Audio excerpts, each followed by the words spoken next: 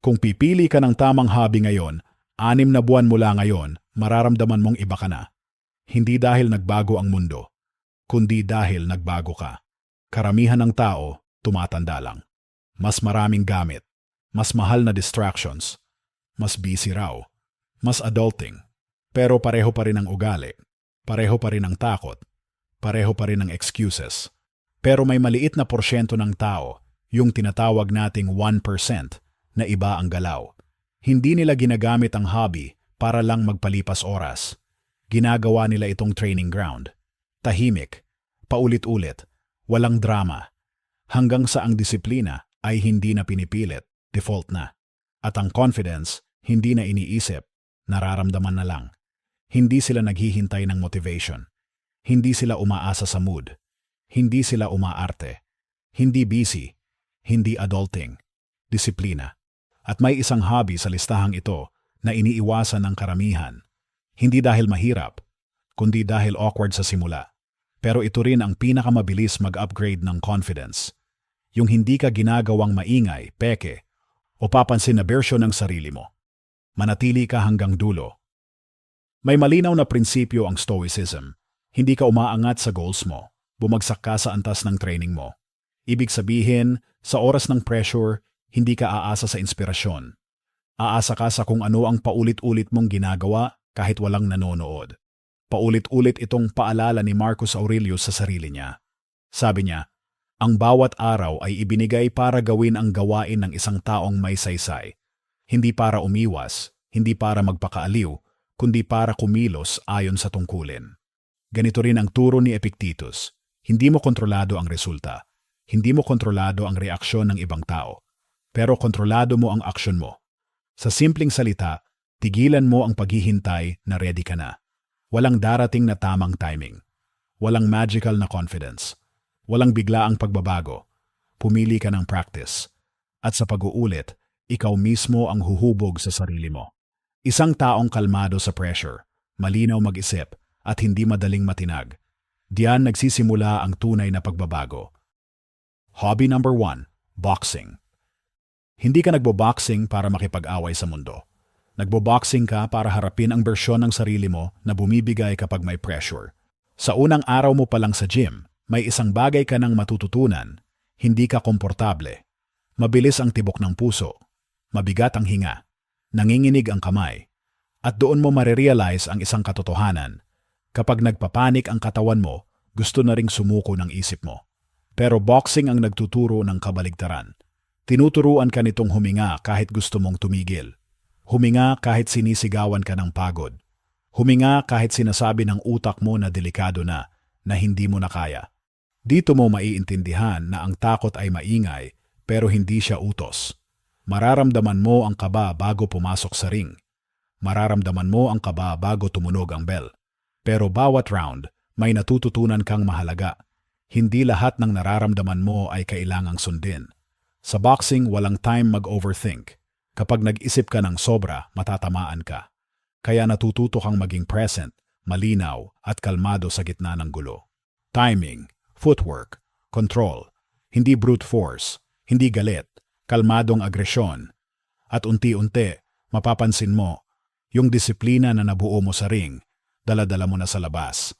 Mas kalmado ka sa stress. Mas malinaw ka magdesisyon. Mas hindi ka tinatablan ng pressure ng ibang tao. Dahil natutunan mo na ang isang simpleng aral. Kung kaya mong manatiling kalmado habang humihingi ng pahinga ang katawan mo, kaya mo ring manatiling matatag sa kahit anong hamon ng buhay. Hindi ka tinuturuan ng boxing na manakit. Tinuturuan ka nitong huwag bumigay. Hobby number 2, journaling. Kung ang boxing ay laban ng katawan, ang journaling naman ay laban ng isip. Maraming tao ang takot magsulat, hindi dahil hindi sila marunong, kundi dahil ayaw nilang makita ang totoo. Kapag isinulat mo ang iniisip mo, wala nang takasan, wala nang palusot, wala nang ganito talaga ako. Ang journaling ay parang pag-upo sa harap ng salamin na hindi ka pinapaganda at hindi ka sinisiraan. Ipinapakita lang nito kung ano talaga ang nandoon. Kapag magulo ang isip mo, pakiramdam mo magulo ang buhay. Pero kapag isinulat mo ang mga iniisip mo, unti-unting nagkakaroon ng ayos ang chaos. Makikita mo ang mga pattern, Paulit-ulit na reklamo, parehong pagkakamali, parehong takot, parehong dahilan kung bakit ka natigil. Ito mismo ang tinutukoy ni Seneca noong sinabi niyang suriin ang bawat araw na parang isang hukom, hindi bilang kaaway, kundi bilang tagamasid, hindi para saktan ang sarili, kundi para intindihin. Sa journaling, natututo kang tanungin ang sarili, bakit ako na-trigger? Ano ang kontrolado ko rito? Ano ang dapat kong gawin bukas kahit ayaw ko? Dito nabubuo ang emotional control. Hindi sa pagpigil ng emosyon, kundi sa pagkilala at pagharap dito. Unti-unti, mas nagiging malinaw ka mag-isip. Mas hindi ka nadadala ng emosyon. Mas hindi ka basta-basta naaapektuhan ng opinyon ng iba. Dahil kapag kilala mo ang sarili mo, mahirap ka ng guluhin. Ang journaling ay hindi para sa mga malungkot.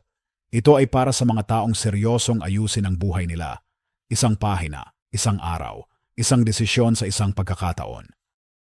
Hobby number 3, weightlifting. Hindi ka nagbubuhat para lang gumanda ang itsura mo sa salamin.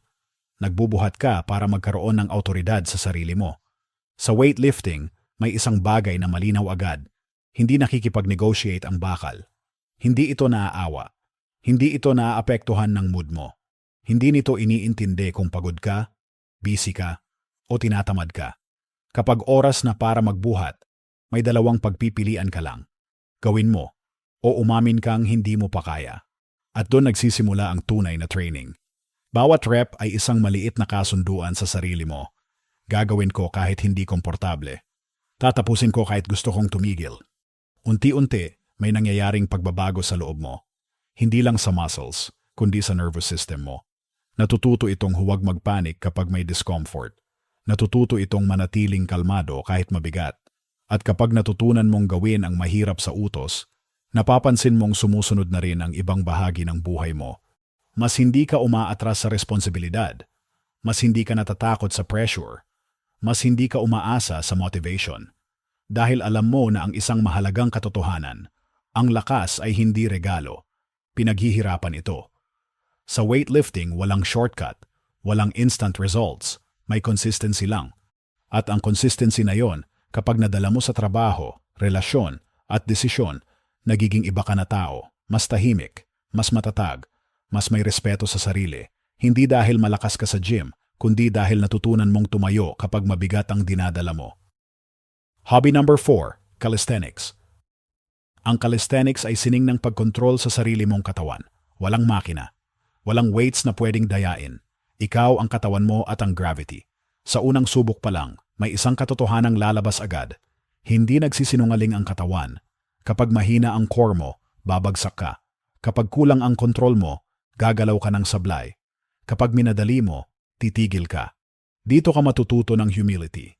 Hindi ka pwedeng magpanggap na malakas kung hindi ka pahanda. Ipinapakita ng katawan mo kung nasaan ka talaga, hindi kung saan mo gustong maniwala. Pull-ups, dips, push-ups, handstands, levers. Bawat galaw ay nangangailangan ng tiyaga at pasensya. Hindi ka basta aahon sa susunod na level. Kailangan mong i-earn ang bawat segundo ng control. At habang paulit-ulit mong ginagawa ang mga galaw na ito, may nangyayaring pagbabago sa isip mo. Natututo kang maghintay. Natututo kang magsimula ulit kapag bumagsak ka. Natututo kang huwag i-accept agad ang limits.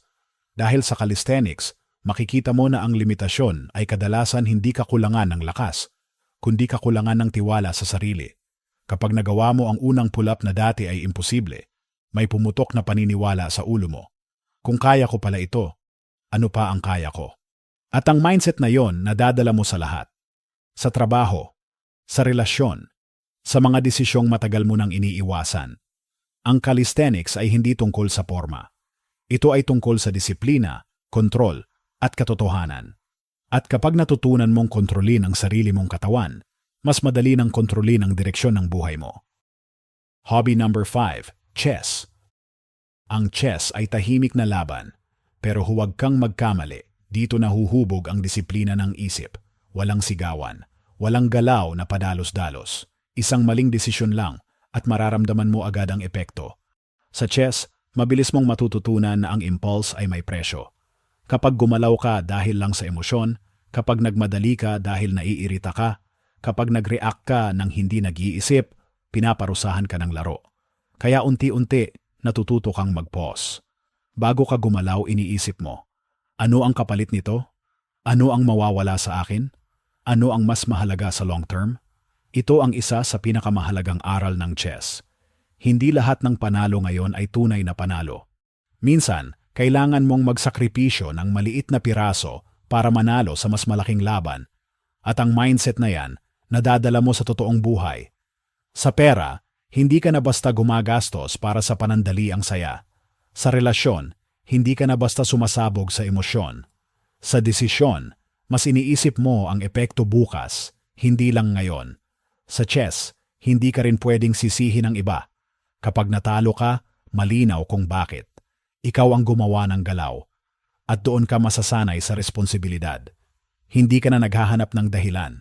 Naghahanap ka ng mas magandang galaw sa susunod. Unti-unti mapapansin mo, mas kalmado ka na kapag may pressure. Mas hindi ka agad nagre-react. Mas marunong ka nang maghintay. Dahil kapag sanay kang mag-isip ng 3 hakbang bago kumilos, mahirap ka nang itulak sa maling direksyon. Ang chess ay hindi lang laro. Ito ay pagsasanay sa pag-iisip bago kumilos, isang kasanayang kayang baguhin ang buong takbo ng buhay mo. Kung may napupulot ka sa video na to, kahit isang linya lang na tumama, mag-subscribe ka sa Tagalog Stoic Wisdom. Hindi kami nandito para i-hype ka. Hindi kami nagbibigay ng panandaliang motivation na mawawala rin bukas. Ang binibigay namin dito ay disiplina. Mga paalala na bumabalik sa'yo kapag tahimik na ang paligid. Kapag wala nang nanonood. Kapag ikaw na lang at ang mga desisyon mo.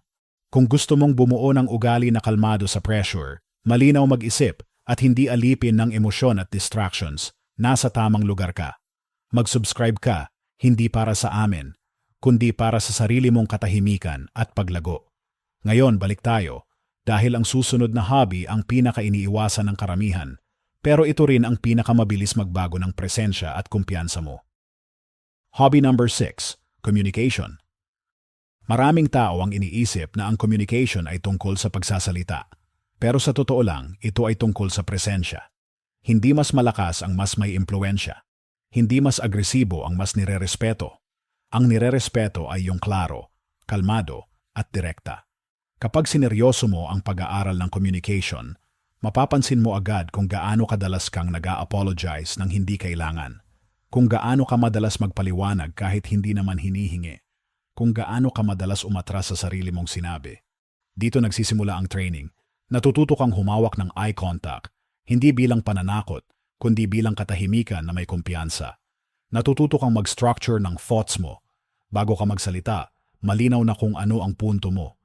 Walang paligoy-ligoy, walang sobrang emosyon. At higit sa lahat, natututo kang magtakda ng boundaries nang hindi humihingi ng paumanhin. Sa simula, awkward. Pakiramdam mo masyado kang direct. Pakiramdam mo baka masamain ka ng iba. Pero diyan gumagana ang hobby na ito. Dahil inilalabas nito ang insecurity na matagal mo nang tinatago. Habang tumatagal, may napapansin kang pagbabago. Mas pinakikinggan ka ng mga tao. Mas malinaw ang mga usapan. Mas bihira ang drama. Hindi dahil nagbago ang mundo, kundi dahil nagbago ang paraan mo ng pakikipag-usap. Ang communication ay hindi skill para mangibabaw. Ito ay skill para tumayo ng maayos. At kapag marunong kang magsalita ng malinaw at kalmado, hindi mo na kailangang patunayan ang sarili mo. Nararamdaman na lang ng iba. Hobby number 7, reading. Isang libro lang ang pwedeng magligtas sa'yo ng ilang taon ng maling desisyon. At karamihan ng tao hindi ito ginagamit. Iniisip nila na ang pagbabasa ay libangan lang, pang-relax, pampalipas oras o pampatulog. Pero kapag ginamit mo ito ng tama, ang reading ay nagiging training ng isip. Kapag nagbabasa ka ng philosophy, natututo kang tumibay sa harap ng problema. Hindi ka agad nadadala ng emosyon. Hindi ka agad natitinag ng opinyon ng iba. Kapag nagbabasa ka ng biography, nakikita mo kung paano hinarap ng ibang tao ang mas mabibigat na pagsubok kaysa sayo. At nabubuo ang perspektibo. Kapag nagbabasa ka ng psychology, mas nauunawaan mo ang sarili mo. Bakit ka na-trigger? Bakit ka umiwas? Bakit ka paulit-ulit napupunta sa parehong sitwasyon? At kapag nagbabasa ka ng practical books, natututo kang gumalaw ng mas mahusay, mas malinaw, mas sistematiko, mas epektibo. Ito ang paniniwala ng Stoicism. Ang karunungan ay hindi trivia, training ito. Hindi mahalaga kung ilan ang librong nabasa mo. Ang mahalaga ay kung may binago ba itong kilos mo. Dahan-dahan, mapapansin mo ang epekto. Mas maayos ka ng mag-isip. Mas hindi ka padalos-dalos. Mas bihira ka ng magsisi. Dahil kapag may ideya ka ng hinuhugutan, hindi ka basta-basta naaanod ng uso o emosyon. Ang reading ay parang pakikipag-usap sa mga taong mas nauna na sayo. Mga taong nagkamali na, natuto na, at nag-iwan ng mapa. At kung seryoso kang ayusin ang direksyon ng buhay mo, masyadong mahalaga ang librong hindi mo pa binabasa. Hobby number 8, running. Hindi ka tumatakbo para tumakas. Tumatakbo ka para harapin ang sarili mo, lalo na yung parte na gustong tumigil kapag hindi na komportable. Sa simula, madali lang, fresh ang katawan, mataas ang energy. Pero darating ang punto na mabigat na ang binti, maikli na ang hinga, at may boses sa ulo mo na nagsasabing, tama na, pwede ka namang huminto. At dito nagsisimula ang tunay na training. Sa running, walang nanunood, walang pumapalakpak, walang instant reward. Ikaw lang ang kalsada at ang desisyong ituloy o sumuko. Unti-unti, natututo kang manatili. Hindi dahil masaya, kundi dahil pinangako mo sa sarili mo. At ang simpleng ugaling yon, ang pagtupad sa pangako kahit walang makakaalam, ang naghihiwalay sa karamihan at sa iilan. Habang tumatakbo ka, may isang mahalagang bagay kang natututunan. Ang discomfort ay temporary, pero ang pag-quit may dalang kwento. Kapag huminto ka agad, may dahilan. Kapag nagpatuloy ka, may karakter. Hindi nito sinasabing huwag kang magpahinga. Ang itinuturo ng running ay ito. Kaya mo pa pala ng kaunti, kahit sinasabi ng isip mo na hindi na. At kapag natutunan mo yan sa katawan mo, dinadala mo yan sa buhay mo. Sa trabaho, hindi ka agad umaatras. Sa problema, hindi ka agad sumusuko. Sa sarili mo, mas may tiwala ka na. Ang running ay hindi lang cardio. Ito ay pagsasanay sa pagtitiyaga. At kapag sanay ka ng magpatuloy kahit mahirap, mas kaunti na ang bagay na kayang bumasag sa'yo. Hobby number 9, high income skill. May isang bagay na mabilis magbago ng buhay kapag naging kapakipakinabang ka kahit saan ka ilagay. Ang pag-aaral ng high income skill ay hindi tungkol sa yabang. Hindi ito tungkol sa title. Hindi rin ito tungkol sa mabilisang pera. Ito ay tungkol sa leverage, copywriting, video editing, web design, sales, coding, media buying.